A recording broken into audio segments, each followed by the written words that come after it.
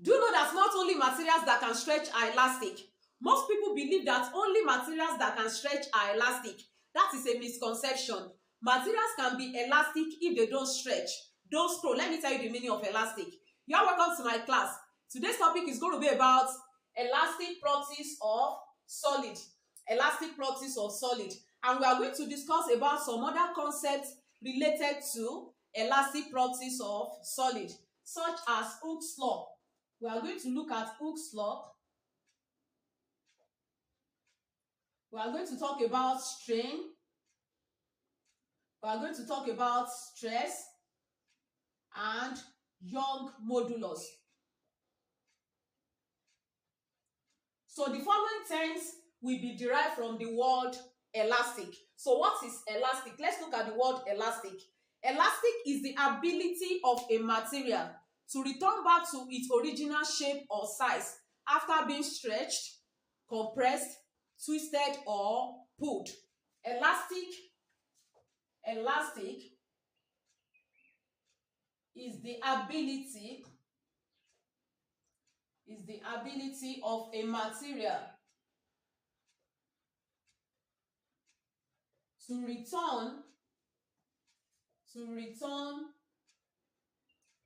to its original shape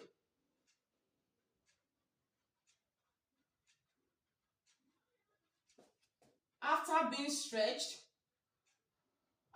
being stretched,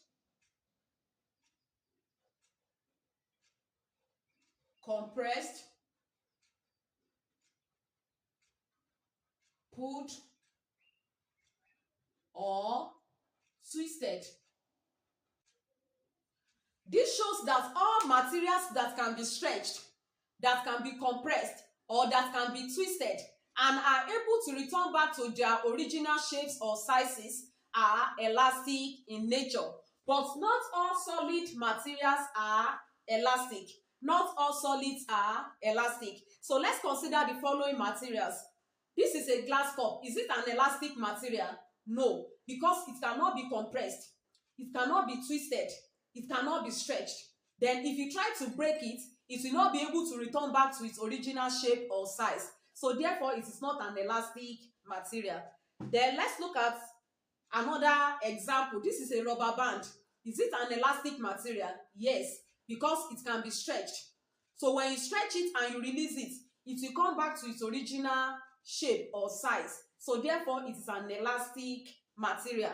Then this spring is an example of elastic material, because when you pull it, it will increase in length, and when you release it, it will come back to its original length. So therefore, it is an elastic material. So let's consider these two elastic materials. Which one is more elastic?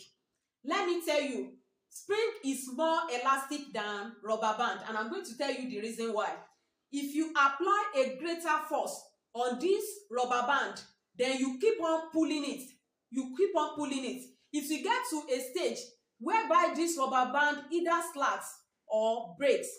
Then it will not be able to come back to that original shape or size anymore. Then if you apply the same force that you apply on this rubber band on this spring will still withstand a greater stress or force than this rubber band. So which shows that this spring is more elastic than rubber band. Then this spring is an example of metallic material. Shows that metallic materials are more elastic than rubber band or any material that can stretch. So let's continue.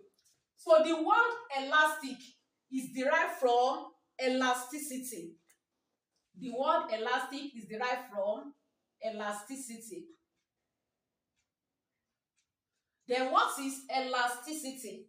Elasticity is the ability of a material to stretch. Is the ability of a material to stretch and return back to its original shape or size after deforming force or when deforming force is removed.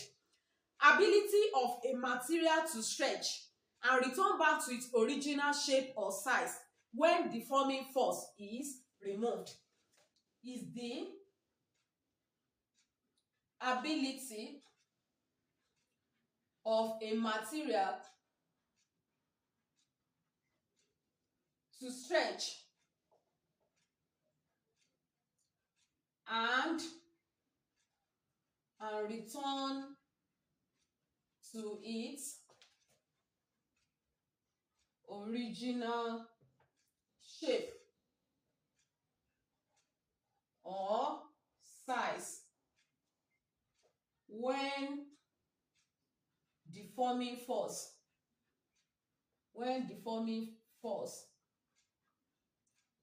is removed. So ability of a material to stretch and return to its original shape or size when deforming force is removed. So what is deforming?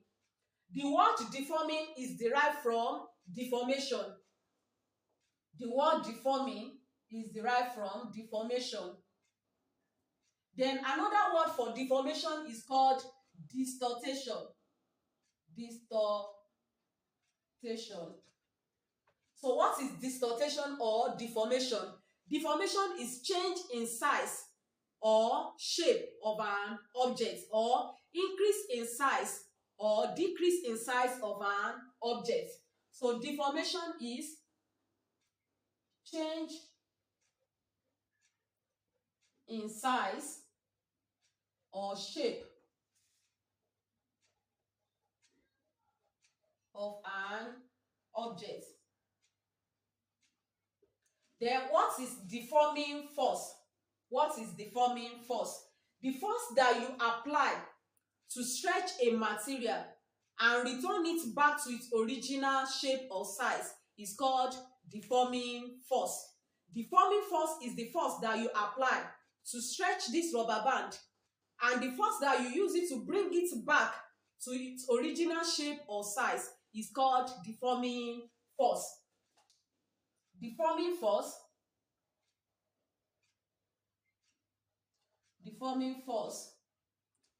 is the force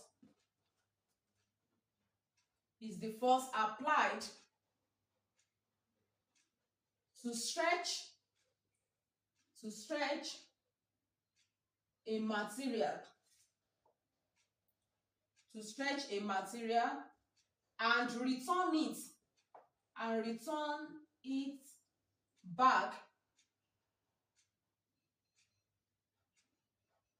and return it back to its original shape,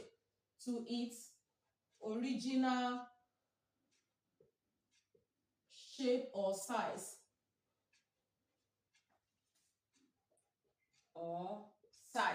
The force that you apply on a material to stretch it and return it back to its original shape or size is called deforming force. So there is a law that explains elasticity.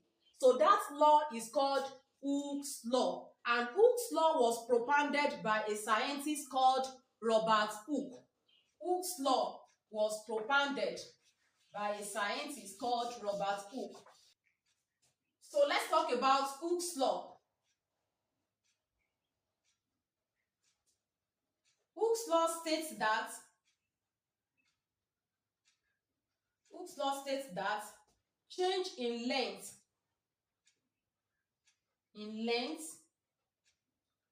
or extension of an elastic material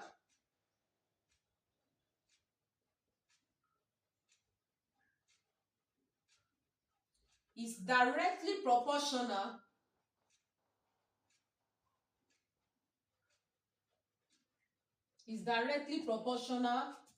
to the applied force.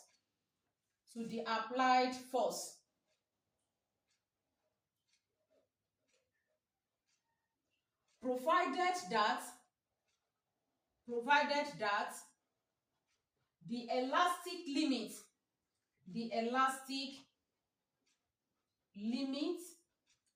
of the material is not exceeded. So Hooke's law states that change in length or extension of an elastic material is directly proportional to the force you apply on it. So let's take this rubber band for example. For this rubber band to increase in length, a force must be applied, either human force to increase the length, or you hang a load on it, or you hang something on it to increase the length of this rubber band. Now, I'm going to use this rubber band for example. Let's assume that the length of this rubber band is L. Let's call the length of this rubber band L1. Let's call the length of this rubber band L1. That is the original length of the rubber band. So by the time you hang this padlock on it, automatically the rubber band will come down. So there will be an extension. It will increase in length. So the rubber band will come down and increase in length. So let's call the original length L1. Then, since there is an increase in length now, so let's call the total length. Let's call the total length L2. L2. So what will be our extension? To calculate extension, our extension will be L2, that is the total length now, minus the what? Minus the original length of the rubber band. So L2 minus L1 is change in length. Then change in length is the same thing as what? As extension. So extension is E. Change in length is equivalent to extension. So let's translate this law to equation. Let's translate it to an equation. So the law says that change in length or extension is directly proportional to the force that you applied. Is directly proportional to the force that you applied on it. Then practically, a force must be applied before an extension takes place. So therefore, we are going to rewrite it as force directly proportional to extension, because force must be applied before an extension takes place. So therefore, our F will be equal to, this sign of proportionality will change to constant K, then multiply by E. So we want to make constant K the subject of the formula. So make constant K the subject of the formula. So you divide both sides by what? By E. You divide this side by E. E will cancel E. So our constant K now will be equal to force divided by extension. Force divided by extension. Then what is the unit for force? F is force. Your force is in what? Is in Newton. And then Y extension, that is length, will be in meter. Length is in meter. So therefore, the unit for constant K equal to what? Newton per meter. Unit for constant K is Newton per meter. So our K is called force constant. You call it force constant, or you call it stiffness. So let's read this law further. It says that provided that the elastic limit of the material is not exceeded. What is the meaning of elastic limit? What is the meaning of elastic limit? I'm going to use this rubber band to explain the meaning of elastic limit. If you keep on stretching this rubber band and you keep on applying force on it, so it will get to a stage where this rubber band will not increase in length anymore, will not further increase. So it shows that it has reached this elastic limit. Then if you continue applying force on it, it is either it slacks or it breaks. So when it slack or break, it will not be able to return back to its original position or shape. So you say that the elastic limit of the rubber band has been exceeded. So that is the meaning of elastic limit. So let's move to the next step. What is strain? What is strain? So strain is what? Is the measure of change in length. Strain is the measure of change in length of an elastic material. Strain is the measure of change in length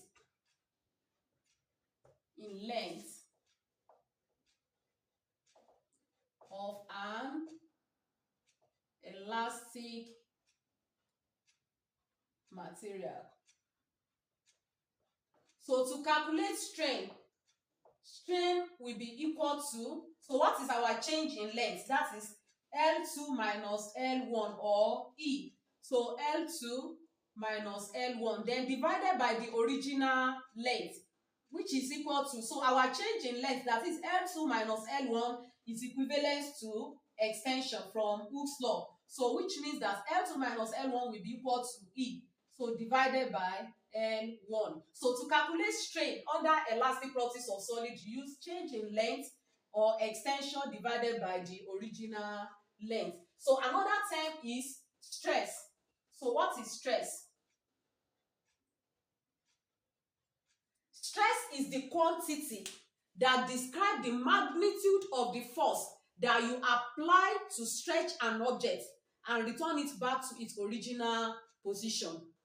Stretch is the magnitude, or I would say that the quantity of the force that you apply to stretch an object and bring it back to its original position. The stress is the ratio of the force acting on a material per unit cross-sectional area,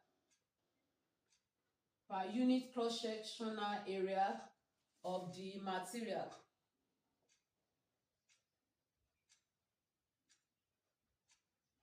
So what is the formula for calculating stress? So stress equal to the force you apply on a material, which is F, then per unit cross-sectional area. So the area of the material, per unit area of the material. So which is equal to F divided by area is equal to pi r square. Then you can also replace F equal to what? Equal to Ke. When they give you force constant, you can say that F equal to Ke. So the last one is Young modulus. What is Young modulus?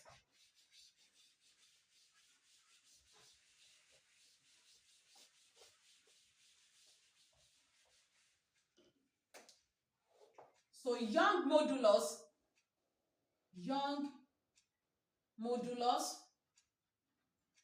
which is denoted by something in form of Y.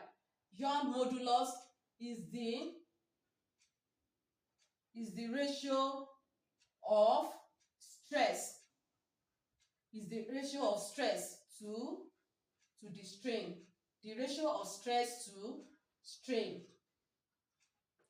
Then our Young modulus will now be equal to stress divided by the strain. Then stress is equal to what? Force divided by the area. Then divided by the strain. Then strain is what?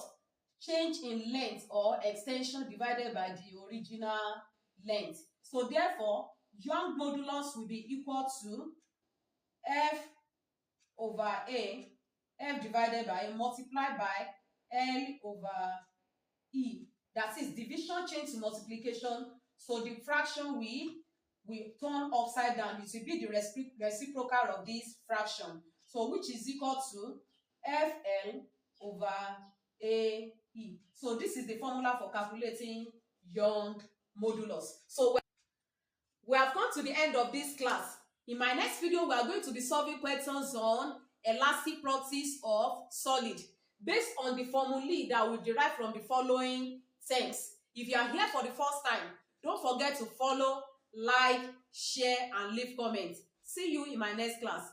Bye.